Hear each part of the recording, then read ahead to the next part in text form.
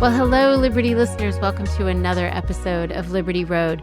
Today, you guys get to hear from Jill Rowe, and I'm so excited for this conversation because Jill has brought two of her worlds together to create two different things that speak to one another and are born of each other.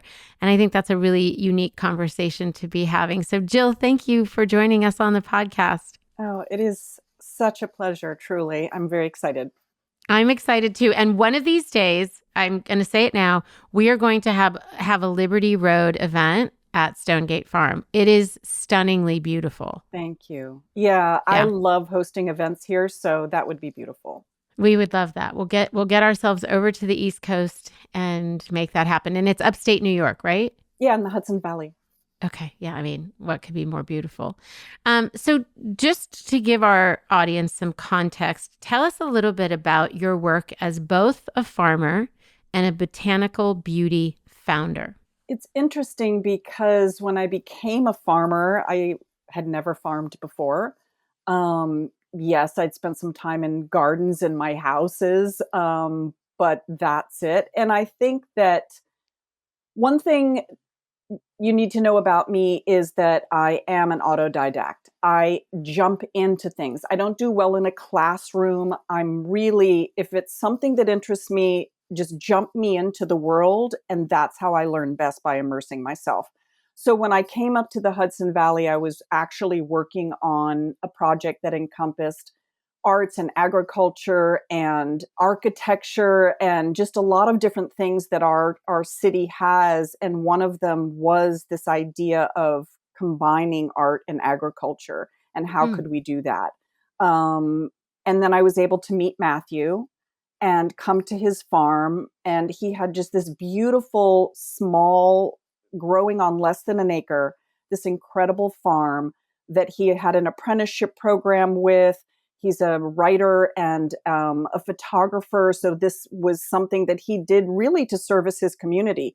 He had this land that he purchased, and he said, I don't want this to just be a lawn I'm going to mow.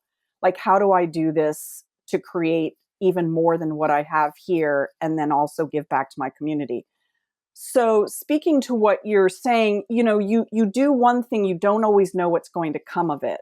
So Sure. when he bought this land, he didn't know, okay, I'm going to build a farm. Okay, I'm now going to have an apprenticeship program. I'm going to feed my community.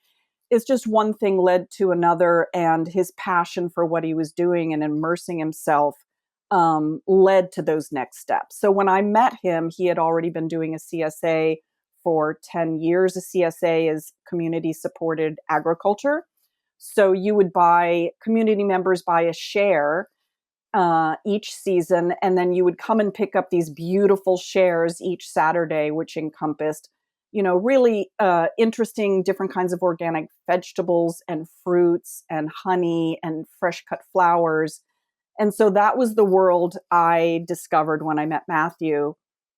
And I was just, teach me, just what is this? How do I do this? What does this mean? Teach me about all the plants.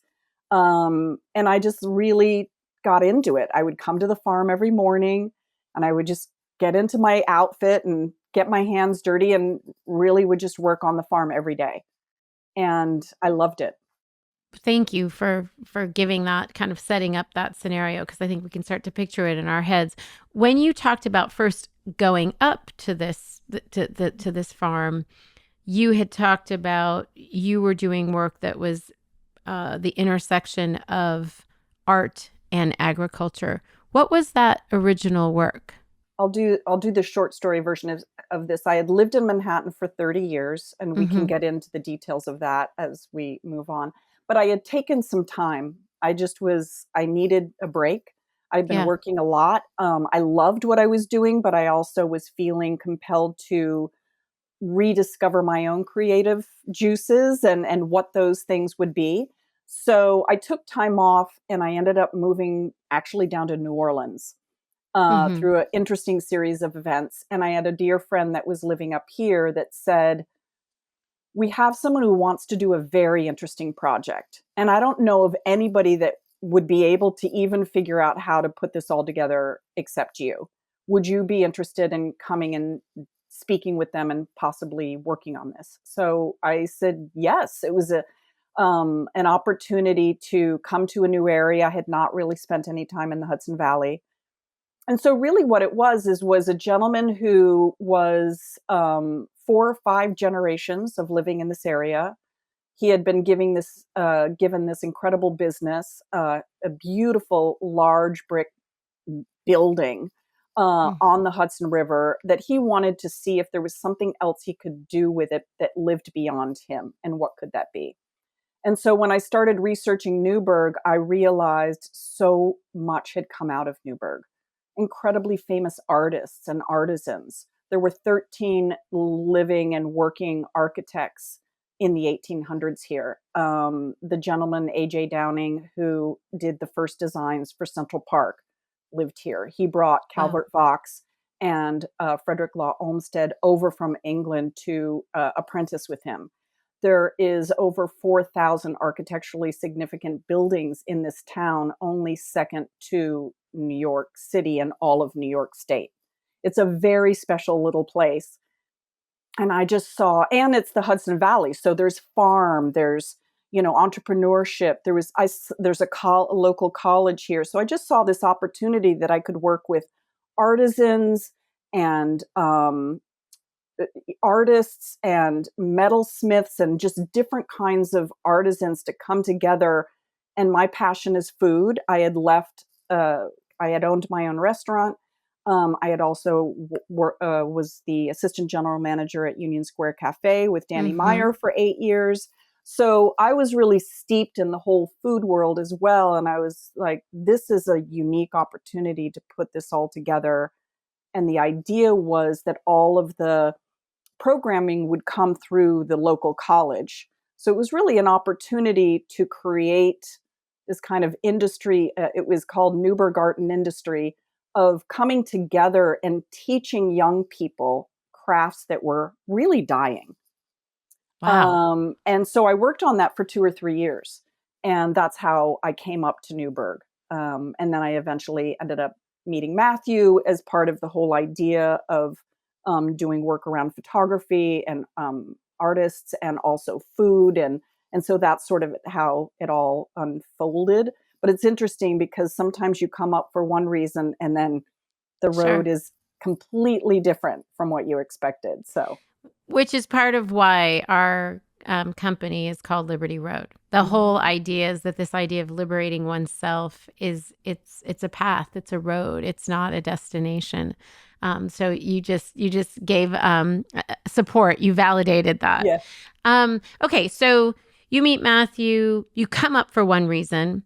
You get to steep yourself in the community. I mean, that gave you a real opportunity to get to know quickly a lot of people in the community and to understand this town and this sort of treasure of gifts Mhm. that this town had to offer. Right. You steep yourself in the farm. You probably decide at some point that you've got more than a green thumb, that you're really interested in this work. How do you then become a farmer? How do you go from like, oh, I like what this guy Matthew's doing over here. I'm going to participate and show up every morning to do my bit of, farming or my bit of gardening. Maybe it felt like a smaller endeavor. And then it grows into being one of the founders, co-founders, I guess, of Stonegate.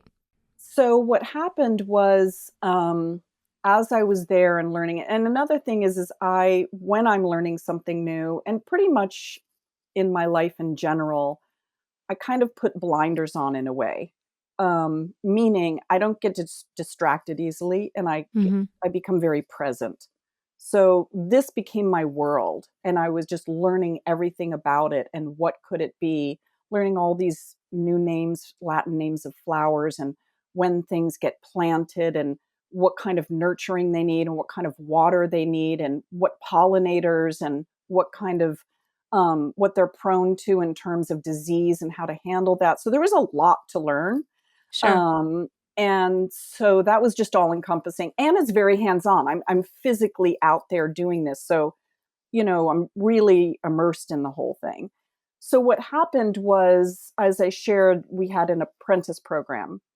And one year, I want to say it was 2017, there was a woman who would come.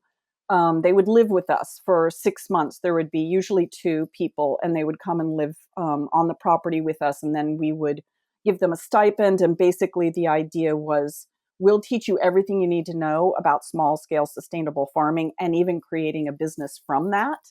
And then Mm-hmm. in turn, you help support the physical day to day of the farm for us. Um, and there was a woman that had come who had just come out of an apprentice program, herbalism program in Colorado.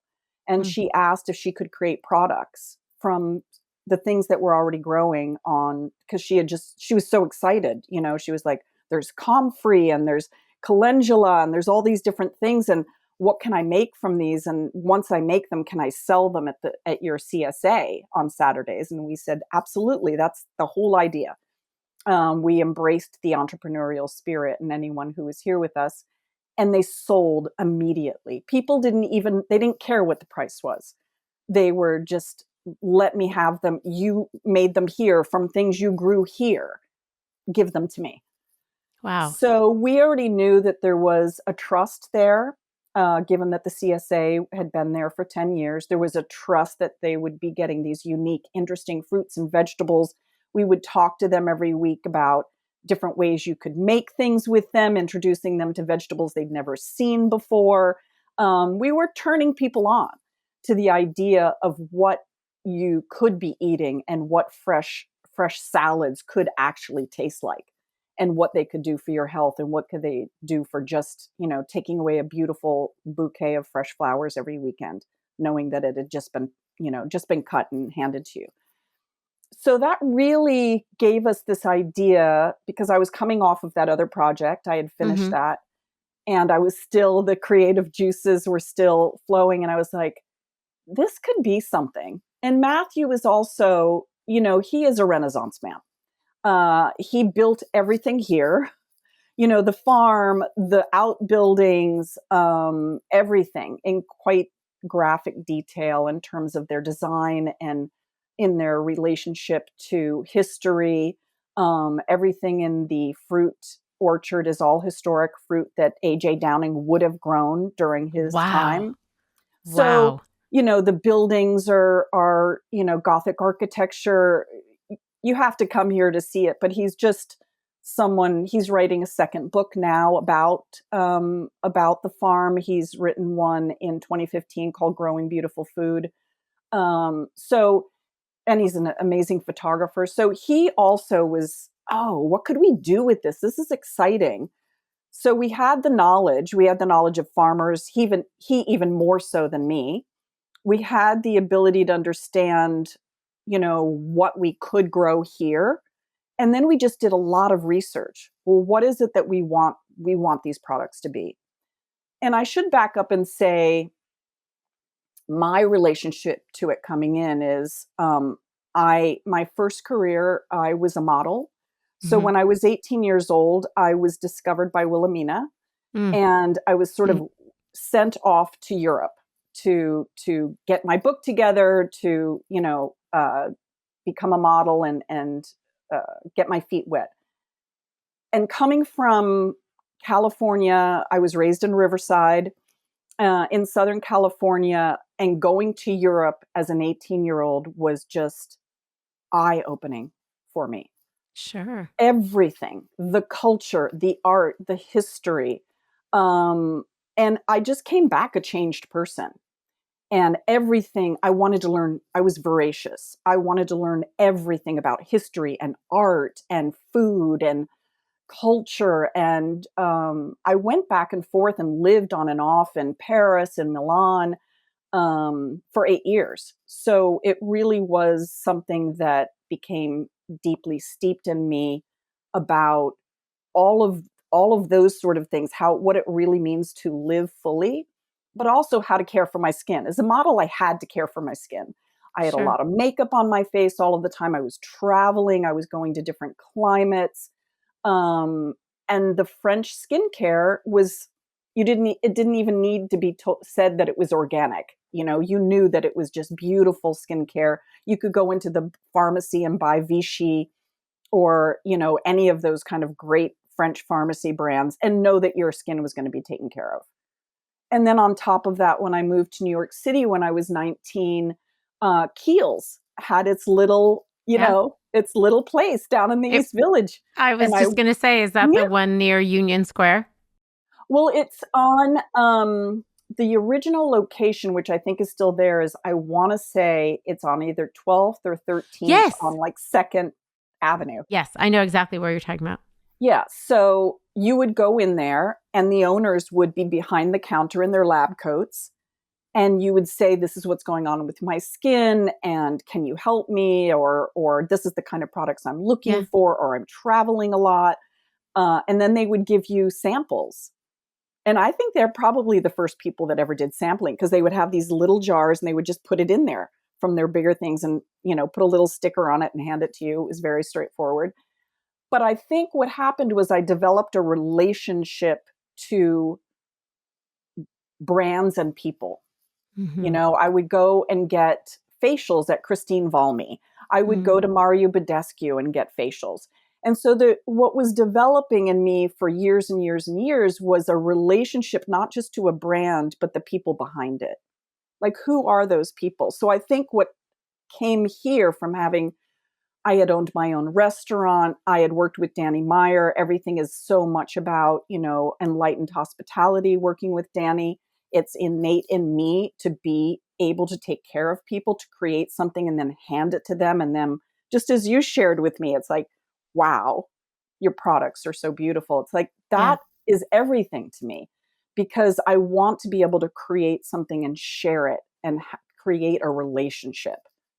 So that's really what I think was born around about that idea of, as you asked, is like, how does a farmer become a skincare? It's those things, all those things, the food, the growing, the steeped in nature, the direct relationship, taking care of people at the CSA, taking care of people at my own restaurant, and then creating something and being able to just share it with someone and see that they loved it, and to have them know that it came from here, that there's a place behind it. Yeah. So I think that's what it's informed it all. And it sounds like even just the idea of what you guys were doing at the farm, and that you saw this other woman who had come from Colorado and what she was able to do, that probably informed what else you could do. But it makes sense that there was sort of this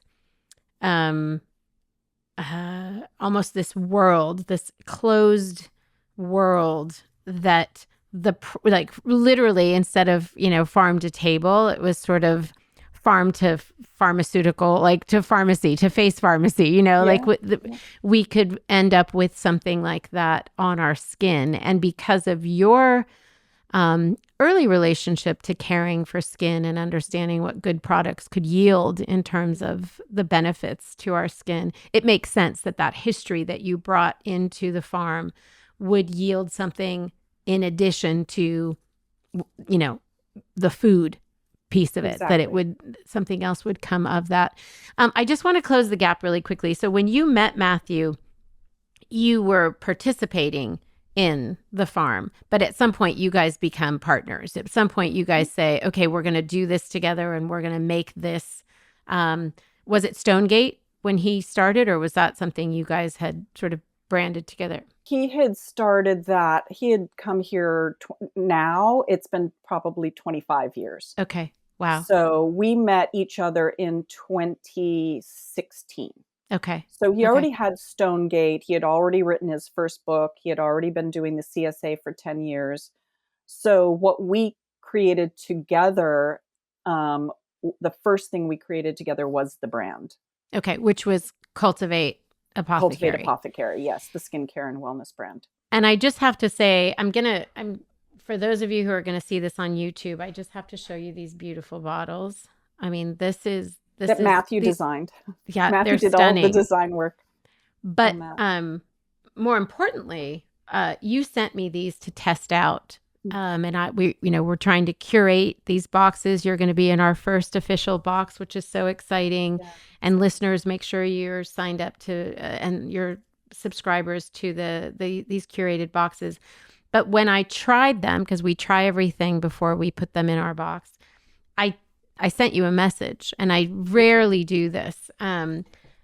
Usually I, follow up later and say, thank you or no thank you, given whatever the product was. But I immediately put the nighttime one because I received the box in the evening. So I put the nighttime one on my face and woke up and was like, oh my gosh, it actually works. My skin feels insane, and immediately put the daytime one on.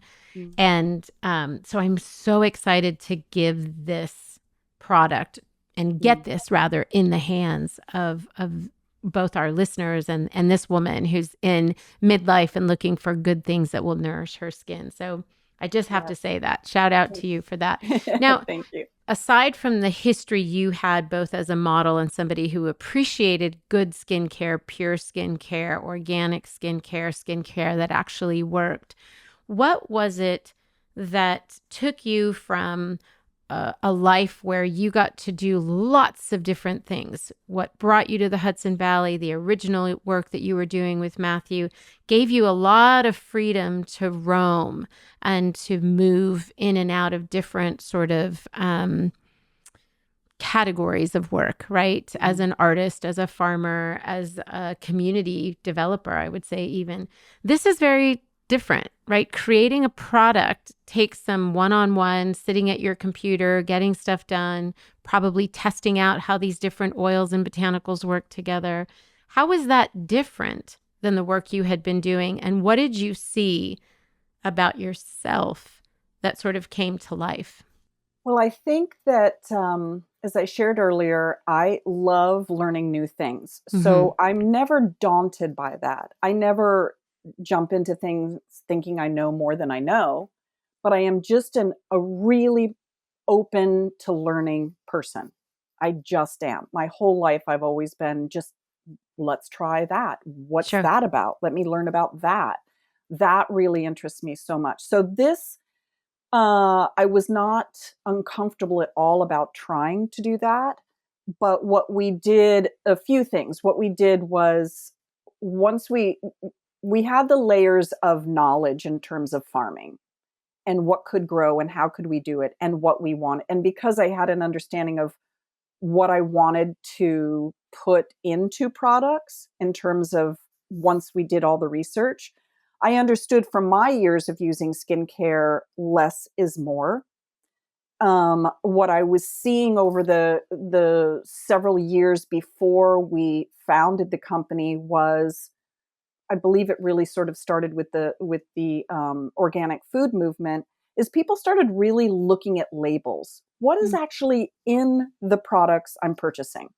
Whether it's for their children, it's products they're just everyday products they've bought on the shelves for years and never looked at. And so when we started doing this, we already had this idea, well, let's look at all the labels on these skincare products and see what they say. And the first thing I was sort of seeing was, wow, there's a lot of ingredients. And as I was learning about ingredient lists on the back of cosmetics and the order and the percentages, and after the first five, it's negligible, Yeah. I thought, oh, there's like 45 ingredients in this, and the first five are really not what's being touted as Sure. the key ingredient, right? The one that's going to be the miracle ingredient. So I already had this idea. I want to do less is more. I want it to be transparent.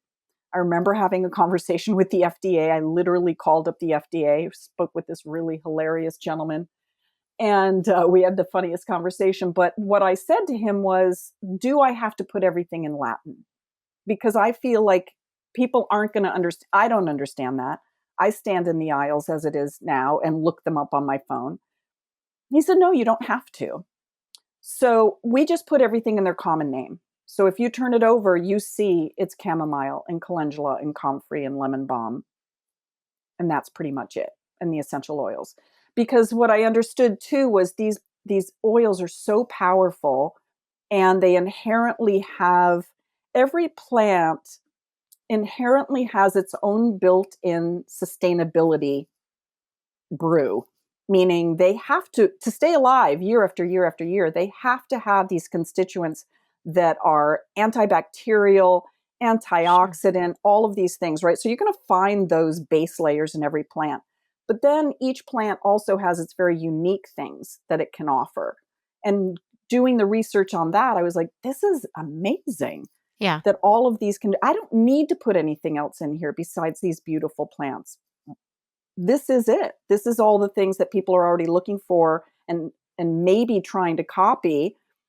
I have them here in my plants. I'm going to just use these. And I'm going to put in more of it in volume, 8 ingredients instead of 40, because the more I put in, the more benefits the end user is going to see. If I put in a little teeny amount of 50 things, It's not how going much to. is it really going to be able to benefit someone? So that was one part of it. The fact that I was a chef, I love creating recipes, creating. I'm also have my first levels of as a sommelier. I did that certification when I was working at Union Square Cafe. So I have this idea of what I want scents to be like and how that can reverberate with someone. If you think of a bottle of wine that can enhance a meal, this is Yeah. like, how can these scents actually enhance the experience of the end user? And then I'm Yeah. also really into ritual. Matthew and I are deep ritualists. We take baths together every morning. We have our 3 p.m. coffees. We didn't today. We had it early. Probably We no thanks to this podcast. Sorry. no worries. I did it early. But we just really build those into our lives because we work really hard and we want to make sure that we're taking care of ourselves throughout each day, not getting to a point where we're burnt out and then having to recuperate.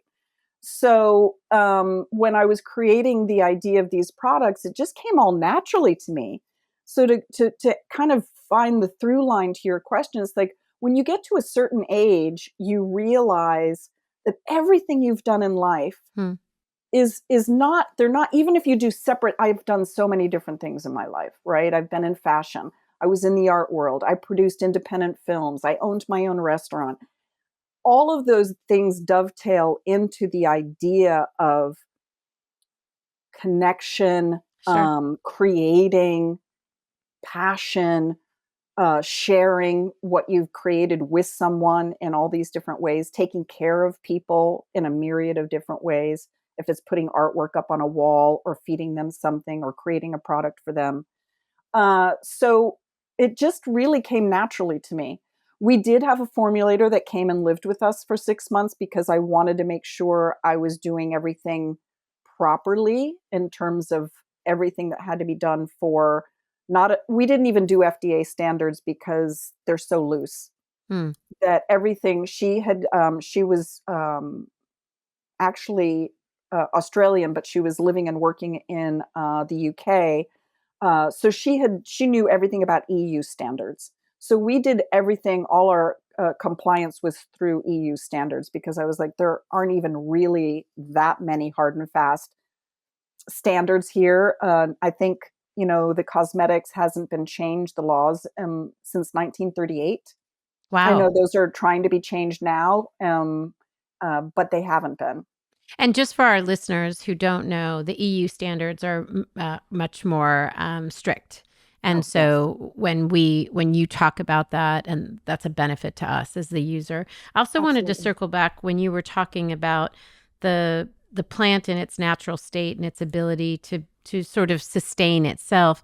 That also means that the shelf life of the product is something that's impacted based on the botanical qualities or nature of Mhm. these oils.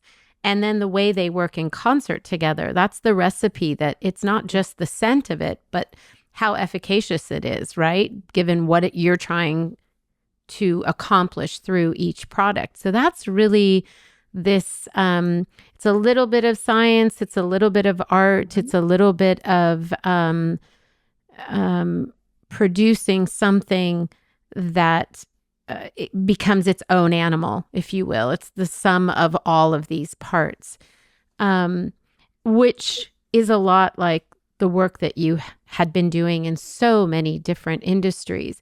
And when you were saying earlier that although you've had all of these experiences, it seems like they've all culminated, or they have culminated into where you are now, into this particular space you're in, as somebody who's in midlife, who has reached back, looked at all of her experience, built on it. And that's relationships with other people, that's knowledge, that's wisdom, that's so many things. And I often say, I like to stay away from the word reinvent, because we're actually it's not a stop start. It's a building on what we know. And I don't want people to let go of their history or their past, that everything that you're doing now is informed by that history and that past. And your story is evidence of that. So thank you for bringing that up. You said something I wasn't sure, and I think now I am sure, if you and Matthew were romantically connected, and it sounds like you are. Okay. We are. So, yeah. So how is that when somebody is working with a partner that they are romantically linked to? It can be glorious and it can be really difficult. I have to ask you, since you're here in front of us, what has been kind of the joy of working with a partner in that way, and what has been the thing that you guys have had to be careful to protect or to create boundaries around, for those who are either in a partnership and listening, or considering, that they may want to do something creative or entrepreneurial with a partner? Well, I will say that the first few years of owning the company, and even probably before we launched, more so before we launched, I believe, than how we are together now, it was much more of Matthew's skill set that was needed in terms of graphic design, the design of the bottles. He's just so good at all of that. The design of the logo, the brand colors. We definitely worked on it together, but he led that. That was really hard for me because I didn't have enough to do creatively that I could do then, and it was challenging. It was challenging for me. And so the great thing about it, though, was Matthew is someone, and again, speaking to our age, we had been through relationships before. Each relationship is different, right? Sure. But we all individually grow and learn from our relationships. So we were both at an age where we knew that this is the relationship we wanted to be in. We trusted each other. We respected each other. We could say anything to each other. And so when you have that baseline and you've already worked through a lot of your younger issues of, just even figuring out what it means to be in a relationship at any stage in your life, we were able to talk about it. And he was able to really listen to what I was saying, which is, this is a challenge for me, because I'm used to being the creative lead in my relationships in some way, even though I was always involved with people that were also singularly creative. I think that I always had my own path, whether, because if you're living in the city or you're doing anything, you're going off to your jobs. Yeah. And you can come home and talk about it and commiserate and ask, da, da, da. But when you're doing it, you're doing it together, and there is nowhere to go off to, it's challenging. Sure. So I would say we figured that out, and I understood I had to be patient to get my time in terms of when it would be my areas of expertise, like doing all of this now, the marketing, the outreach, just being more of the forward-facing person in the brand is much more my wheelhouse. The formulating, the fulfilling, just different things like that. And so it was about having patience and understanding that you're ultimately working towards something together, but it doesn't always mean that you're both in the front seat, if that makes sense. No, it makes a lot of sense. And I think the gift of this stage of life, is that you can have that patience, and you can, knowing that you're in a trusting relationship, romantic or pure business partnership, you need that trust. And that you can sort of sit back and say, okay, this is not my time to be forward facing, but my time is coming and patience is required in order Right. to have that. Thank you for sharing that. I had to ask that question. Yeah. Let's talk about all of your creative endeavors, maybe with the exception of owning a restaurant, had always been kind of in partnership with other people. But when you had a restaurant, that was like straight up entrepreneurship. Did you know that you wanted to return to having your own thing and being an entrepreneur? Was that something you sort of had longed for, maybe during your Danny Meyer days? I'm always curious about that entrepreneurial story. It's interesting because have you ever read The Artist's Way? I sure have. Yeah. So I was given The Artist's Way. I remember it was my last evening at Union Square. And one of our servers who had been there, her name, we nicknamed her Mama because she'd literally been there like 20 years. Oh, wow. And we just loved her. And she was our mama. She just took care of us all the time. You were sick, she came up with the tea with the lemon and the ginger and the hot pepper and honey and, here, drink this. So she gave me a big hug. We said our goodbyes. And then she came and turned around. She said, "Have you ever read The Artist's Way?" And I said, "No, I don't know what that is." She goes, read that. I was like, "Oh, okay." So I went out and got it, and it was life-changing. Yeah. It's life-changing. Journaling, the daily journaling, the things that I learned about myself in less than a month. So sort of what would happen is I had this time off. I knew I wanted to do something creative again. I just didn't know what it was. Mm-hmm. I loved working with Danny, but I felt like I was furthering someone else's dream, and I really wanted to start furthering my own again.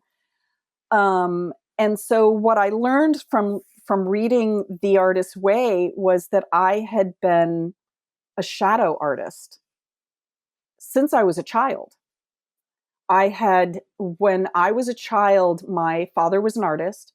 And I innately was an artist. I was very good at it. I had been doing it since I was like 4 or 5. And I lived for that. That's all I ever did all the time was draw or paint and color with pastels. My grandmother gave me this beautiful French pastel kit when I was a kid. And my parents divorced, and I have an older brother, and I understood that he needed that connection to my father. And he also made art, but just it wasn't as came natural to him. But I felt like I could see that was something that he understood. Maybe that was the only connection he could really loosely have with him. So he needed to identify more as an artist than you created space for yourself to identify as an artist. And I gave it up. Wow. I stopped doing it. I never did art again in that way. I think I was 8, 9. Wow. And I just stopped doing it. And I didn't realize that's what happened in that way until I was doing The Artist's Way. And I was, there's these prompts and I was like, I just couldn't believe it. Like it came back to me. And then I realized, oh, this is interesting because every person I had been involved with, whether it was romantically or through work, they were singular and incredible at what they did. A restaurateur, an athlete, an artist. And I was kind of sidecarring with them. I wasn't brave enough to take it back on again because I just sort of had given it up at this early age. And I didn't know how to do it again. And then when I was 40, I opened up a restaurant just literally on a whim. I had bought a farmhouse in upstate New York. And anybody who's been a New Yorker knows you never cook food out of your own house because your kitchens are so small. Yeah. You're too busy. You want to see your friends. You go out, whatever. So for the first time, I could make these beautiful dinners, and I had 2 or 3 sets of friends that lived up there. So we would alternate every Saturday night. Someone would have a big dinner at their house, and we would cook and we'd get together, and it was so much fun. And I loved doing it so much. And I thought, I want to open my own restaurant. And so I did. I just went, a friend of mine, we opened it up together. And I designed the whole menu and what it was going to look like. It was Southern food, and it was, walking into, like you were walking into the 1940s. Even the general contractor, I remember, he's like, Jill, please, with the screen door. I'm like, it has to slam just the right amount. It's just a sound. Yeah. It has to happen. Right. Like, you're driving me nuts. I'm like, Yeah. we'll know it when we get there. It had all this great blues, obscure sort of blues music, and it was really a great place. It was very hard. We opened up 6 weeks after 6 weeks before 9/11. So it was very challenging. Yeah. But that is all to say that I came through reading The Artist's Way and kind of subconsciously knowing I needed to leave Union Square, but not really understanding, like, I have to become an entrepreneur again. It was more like, I need some breathing room right now to know what I need to do next. And I can't do it while I'm working 65 hours a week. I just can't. Sure. So that helped me realize that I absolutely 100% wanted to become a creative entrepreneur again. I didn't know what that was going to be. I actually went on a road trip. I wrote a memoir. I've never published it, but it was deeply cathartic. And I just kind of just did whatever the hell I wanted to for 4 years because I'd never gotten to do that. I had my son at 26.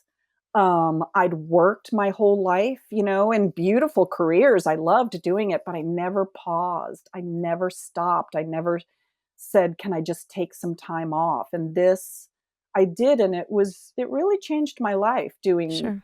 what, my son was grown at that point. It was just me and my dog. Just got in the car and we just roamed around the countryside. And I went down to New Orleans. I fell in love with that city and I just moved down there. I was like, okay, let's see what this is like. So I think what I did was speaking of roads, I gave myself a runway with no destination in mind, except for I wanted to enjoy every day. Yeah. I want to say, I just want to pause really quickly and say two things. One, for everybody who's listening who doesn't have the luxury or the privilege to take 4 years off to pause and listen, there are other ways to pause and listen.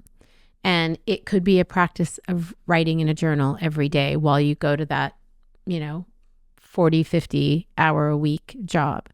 That there are ways to pause and be intentional about listening to ourselves. It could be going away for a week, just taking a week to really listen, not on vacation, not planning for somebody else, but really to pay attention to oneself. So what I want people to get out of hearing your story is that it's essential that we take the time to listen. However much time we can afford to take, that it's essential to take that time. And then the other thing that you said, which is so important, and I had just done another podcast where she talked about, and I'm going to butcher the way she said it, but basically she said, we only need to see as far as our headlights will reveal to us, right? And that's essentially what you're saying too. Like, I didn't really know what was next. I just needed what I needed in the moment. I needed to pause. I needed to listen. I needed to have this adventure. New Orleans was the adventure for you, to see the world in a different way, to fall back in love with whatever you were going to fall in love with, and to create that space. And that we can do those things no matter our circumstances. It's just about being intentional about creating that space. So I just wanted to pause and say that for those listening who are like, well, good for her, but I can't do that. I don't have that luxury. We all can do it in some way. Yeah, and so I you agree. go from New Orleans up to the Hudson Valley, and that's when the story that we started at the top of the podcast takes place. You're finally an entrepreneur. You're finally back to creating that world for yourself, that world for other people. What have you found to be a struggle and difficult about that may be surprising to you? And what would you say is your superpower in being an entrepreneur and in creating this brand for others? I would say the struggles probably every entrepreneur encounters at any age, but it's knowing how to make the least amount of mistakes. Um, it speaks to what you said before is no matter what we're doing, if we have the ability to have free time or we're still deep in our life, but we still need to pause and listen. I would say it's not going out after every bright, shiny object, Mm. even if other people say that's the way. It's Amen. Yeah. listening. And again, this is interesting because I thought, is the universe trying to tell me something because we launched 3 months after COVID? And I was like, okay, the other time I did this was 6 weeks before 9/11. Is the universe trying to tell me not to be an entrepreneur or just preparing me? What is it trying to tell Yeah. me? But I would say that was a godsend in a way because I was about to go down all these paths that they say you're supposed to do. And I'm glad I didn't. It allowed me to really hone in on what our message was, who we were as a brand, how we wanted to differentiate, how we could differentiate, what our assets were that no one else had that were unique to us, and how could we speak to those. And so, to the other side of that question, what came easy for me because of all of the things I'd done of being in service, whether it was working with, at Union Square Cafe, having my own restaurant, being in the art world, being in the film world, it's all communication. It's all communication. And so I know how to communicate in a myriad of ways, whether it's verbal, it's through food, it's through scent, it's through product, it's through experience. So that is my superpower, is I'm able to really relate to people as I see them, not how I want to see them. It's that I allow them to show themselves to me, and then I create the moment with them as opposed Wow. to me putting this is who I am. You know, I'm just an empath that way. I'm an observer. So I just like to listen, and I see people and I see who they are and I see their body language, and I just can kind of read them in a way that allows us to have experiences that are special, I think. And that probably informs the entrepreneurial side of you and how you think about, well, what else can we create for them and what is it that they want without being distracted by the shiny things, which I think many entrepreneurs, myself included, can get sucked into. I need to just focus on the basics and see how that goes. Yeah, I think those are the biggest challenges of being an entrepreneur is sure. just really staying in your lane and really understanding why you're in that lane and Yeah. not wishing you were in another lane. Yes. I have to ask you, as you have created and grown, you've helped to grow Stonegate, you've created Cultivate Apothecary. How has it liberated you, Jill, the woman? I think it's liberated me in that, especially now, I started thinking about this. My mother passed away 2 years ago. Hmm. And the I'm interesting sorry. thing, thank you. The interesting thing about that, she lived a long life, is that you are now the elder in the family. There, you don't have that buffer, and it's interesting. It really the upside of that is that I really have come to understand in the last couple of years that I've arrived. I will always be coming. I will always be wanting to grow and learn, but I feel so comfortable in my skin. I don't want to be anybody else. I'm not striving to be anyone else or any other time in my life. Uh, and so the benefits of doing this now at this time, I feel like I have so much more to give and share and so much more in a more full Jill way than I probably ever had before. Because I'll be honest with you, I have had this feedback over the years. I'm an incredibly hard worker. I always go above and beyond what is required. I will be honest and also say that I think that is because from a young age, I've been seen um, for what I look like as Mm, opposed to what I'm capable of. And so I've sought to overcome that for not only myself and my own understanding of what I'm capable of, but also what other people may think I'm capable of. I don't think people actually ever really fully saw Jill because I wasn't fully Jill yet. And I mm. think I wasn't even attempting to put on some false facade of what Jill could be. I was just being my version of myself at that age. But now I really feel like I'm fully Jill, if that makes sense. Like I've Yes. come into my full self of, and it feels good and I feel lucky. Thank you for being vulnerable and sharing that. I think, one, I appreciate the personal responsibility in that. It's easy to say, well, I wasn't because somebody else kept me from that, or somebody else had an idea of who I was and they weren't seeing me, that there's some responsibility and, well, how was I showing who I was? And the other side of it that I love, and I often say on the podcast, and you just said it, was the kind of the fullness of who you are. And I say that the best part about this stage of life is being full of ourselves. And that's different than being full of yourself in the negative way, but just full of all that Jill has been, currently is, can be, how she can serve in the world, how her story informs what she's able to bring to us, and how she uniquely brings something to us, right? There are lots of people who can go out and create what you've created, but no one can create it in the way you've created it. No one can serve it up in the way that you've served it up. And that takes us coming into our full selves to know what we have to offer to others. So I really appreciate that. Thank you. Thank you for saying it and for inspiring us with those words. And I think it's a celebration of, it's kind of like this acknowledgement, like, oh, Mm-hmm. I did it. Yeah. Like I finally know who I am in every facet, every way. I know who I am now. This is amazing. Yeah.